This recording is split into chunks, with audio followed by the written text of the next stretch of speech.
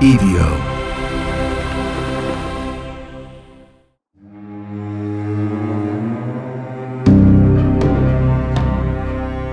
Welcome back to The Devil Within. This is the Hollywood ending, the Matthew Tinling case, Part 2. Chapter 4, The Trial of a Horror Fan. They say London's Old Bailey Courthouse is haunted, not by ghosts, but by echoes, the voices of the condemned still clinging to the walls. If that's true, then Courtroom 9 has a new name to add to the roll call. Matthew Tinling. On a gray spring morning in 2013, he walked in wearing a rumpled blue shirt and a smirk that never once left his face. He looked less like a defendant and more like a man waiting for his cue. When the clerk read out R.V. Tinling, he tilted his head and whispered something under his breath. A court reporter later said he mouthed the words, "Game on." The charge was simple, murder, but the narrative that followed was anything but. The prosecution, led by Edward Brown, described a horror film made real.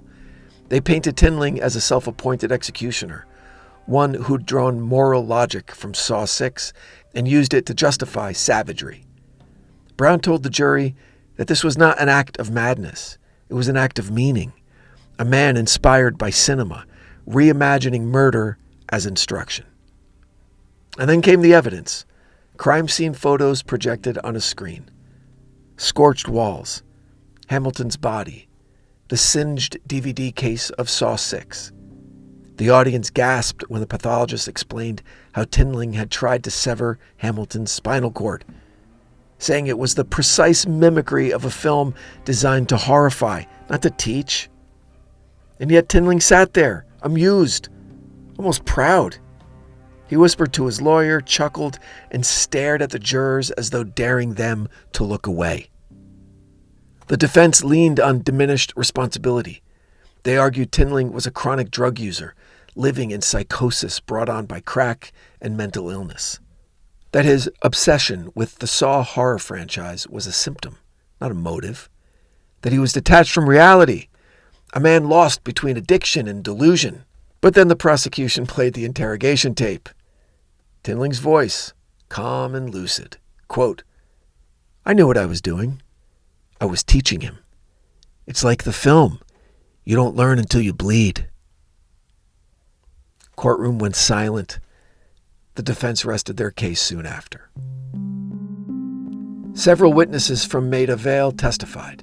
Neighbors who'd seen the two men argue, staff who remembered Tinling's erratic behavior, and one resident who said he'd heard him practicing lines from Saw 6 in his room. "Live or die, make your choice." The phrase had become a kind of chant. A forensic psychologist, Dr. Andrew McBride, told the court that Tinling's fixation wasn't psychosis, but purpose. He didn't believe he was Jigsaw, McBride said. He believed Jigsaw was right. And that single sentence shattered the defense. When it came time for the jury to deliberate, it didn't take long. Less than 4 hours. They returned with a unanimous guilty verdict. And then came the sentencing. Mr. Justice Fulford looked down at Tinling, still smiling by the way, and said, "This was a brutal, sadistic killing, inspired by a film whose moral lessons you entirely misunderstood. You acted with intent, with calculation, and with utter disregard for human life. You turned fantasy into ritual." Sentence was life imprisonment with a minimum term of 30 years. Tinling didn't flinch. He nodded once and muttered, "The lessons learned." Then, as guards led him away, he looked over his shoulder at the jury and said, "No shit. See you in the sequel." Outside, reporters were waiting. Headlines hit the press within hours. Saw killer jailed for life. Murderer tried to recreate horror movie scene. Addict turns Jigsaw's game into real death. But the public wanted more than the verdict. They wanted the motive. Why would someone model their crime after fiction? Was it the film's fault or the man who used it as scripture? Psychologists debated the same question for months. Was Tinling the product of violent media or a man who found validation in it? In truth, both could be true. Movies don't make monsters, they just give them language. And Tinling found his mother tongue in Jigsaw's voice. There's a line from Saw 6 that goes, "You think it's over? It's never over." And even in prison, that proved prophetic, because the violence didn't stop at the verdict. It just changed venues. Chapter 5. The violence doesn't end here. So prison was supposed to end the story. Never does. Inside Belmarsh, justice doesn't rehabilitate, it recycles. Matthew Tinling arrived in late 2013, still wearing the faint grin he'd carried out of the Old Bailey. Guards remembered him as oddly calm, a man who treated intake, again, like a film premiere. He asked one officer if there'd be cameras.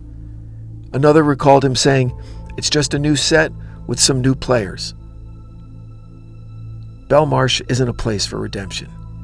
It's a warehouse for danger. Terror suspects, gang leaders, serial predators. And yet, somehow, Tinling stood out. Not for strength, but for ideology. He told anyone who'd listen that the system needed tests, that some inmates deserved to fail. He talked about Saw the way priests talk about scripture, quoting lines, analyzing morality, even assigning tasks to other inmates. One prisoner later testified that Tinling asked him to confess something you regret, or I'll make you regret it. The guards wrote him up for intimidation, then for assault, then for attempted grievous bodily harm. In 2015, Tinling attacked another inmate with a sharpened toothbrush, screaming that the man had broken the rules.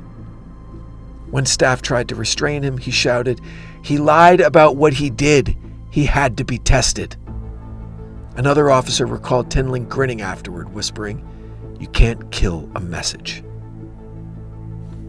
A psychiatric review that year described him as highly intelligent, manipulative, and fixated on moral purity through suffering. He refused medication, saying it made him forget the lessons. He spent months in segregation, pacing like an actor rehearsing lines.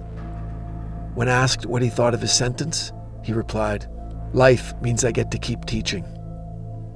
That line chilled even the staff who had heard it all. Belmarsh prison psychologists debated whether he belonged in a secure hospital, but Tinling refused to cooperate. He preferred the isolation. He told a social worker that the box is safer. By the box, he meant solitary confinement. He called it the editing room. Every few weeks, he'd carve small shapes into his cell wall, tiny squares connected by lines, diagrams, like storyboards. Officers eventually realized they'd mirrored scenes from Saw 6. The spine trap, the acid chamber, the fire cleansing. It wasn't art, it was memory. By 2018, the Ministry of Justice confirmed that Tinling had been involved in multiple violent incidents. He'd slashed one inmate across the cheek, attacked a guard with a food tray, and flooded his own cell. He claimed the other man hadn't completed his test. He wasn't boasting. He was documenting. Reporters tried to revisit the story, but prison officials kept the details sealed. The tabloids moved on to new monsters, but back in Belmarsh, Matthew Tinling was still cranking out sequels. Each attack, another scene. Each punishment, another page of his script. One psychologist summed it up best. He didn't want freedom. He wanted control. He wanted the game to continue forever. And maybe that's what prison gave him. Endless time, endless players, endless silence to fill with his own narrative. Where everyone else saw confinement, Tinling saw continuity.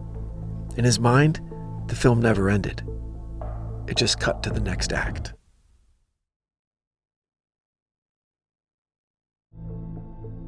Chapter 6. The Devil in the Mirror. There's a room in Belmarsh prison where the lights never really go out.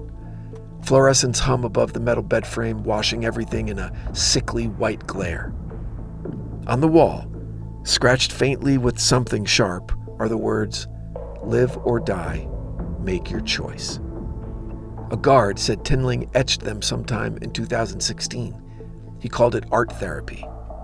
The prison psychiatrist called it something else. Evidence that the subject still lives inside a delusion of authorship. But maybe the delusion wasn't his alone. Maybe it was ours. Because Tinling didn't invent this story. He inherited it. When James Wan made Saw in 2004, he said it was about morality, not murder. A parable about guilt and consequence, shot on a shoestring and steeped in irony. But the culture that consumed it wasn't interested in irony. We wanted blood, and that meant something. We wanted to believe there was a lesson buried beneath the carnage. And so 1,000 imitators, cinematic, digital, and real, took the franchise's theology of suffering and made it scripture. For Matthew Tinling, Saw 6 wasn't a movie. It was a manual, a story that told him what he already wanted to hear, that pain was clarity, that control was justice, and that judgment could be art. He didn't misinterpret it. He personalized it. In interviews years later, prison officials described him as stable, cooperative, and deeply unsettling. He no longer spoke about Jigsaw by name. He spoke about rules. He believed he'd been chosen to administer tests. He wrote letters quoting scripture and movie lines interchangeably. Vengeance is mine, followed by the rules are simple. One psychologist noted that he saw morality as a game show, points awarded for survival. The only unforgivable sin was weakness. And that, maybe, is what made Tinling so terrifying. Not that he believed in evil, but that he believed in fairness. I mean, the way we do. We watch violence as entertainment, but we justify it as consequence. We dress cruelty up as justice, then call it catharsis. He just stopped pretending. There's something grotesquely familiar about his story. A man who mistakes retribution for righteousness, who believes that pain can purify. It's an ancient fantasy, older than cinema, older than scripture.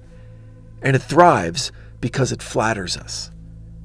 Because deep down, we want to believe the world could still be balanced if we just hurt the right people badly enough.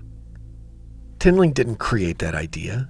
He just acted it out, and the world called him a monster for it. But maybe, if we're honest, he's something worse than a monster. He's a mirror. He remains in His Majesty's Prison Belmarsh, serving life with a minimum of 30 years. He's middle-aged now, his face fuller, his hair receding. He spends most days in silence, pacing, sketching, occasionally humming to himself. Staff say he rarely speaks about the murder anymore, but sometimes, when lights dim for the night and the corridor outside his cell goes quiet, they hear a whisper through the slot in his door, a phrase so low it's almost inaudible. They swear they hear him say, "Your turn." We tell ourselves that stories like this are cautionary, but they're also indulgent. We listen, we watch, we analyze, because darkness feels safer when it's caged inside someone else, because it lets us measure how far we haven't fallen. But the truth of the devil within has always been this: the monster isn't out there. He's sitting just behind your eyes, waiting for the movie to start. This has been The Devil Within, the Hollywood ending, the Matthew Tinling story. Follow, rate, share the show. Your support keeps the stories alive. And you can explore more from EVO Creative: Criminal Mischief, Taboo Treasures, The Devil's Ledger, and The Ides of April. Visit evocreative.com and follow The Devil Within Pod on Instagram. Our sponsors make this show possible. Quince, luxury essentials at honest prices. Go to quince.com/devilwithin. Mint Mobile, premium wireless for $15 a month. Go to mintmobile.com/devilwithin. ExpressVPN, protect your data everywhere. expressvpn.com/devilwithin. The Devil Within is an EVO production recorded live at Bel Air Studios in Los Angeles, California. For The Devil Within, I'm your writer and host, Brandon Morgan. Until next time, stay safe out there.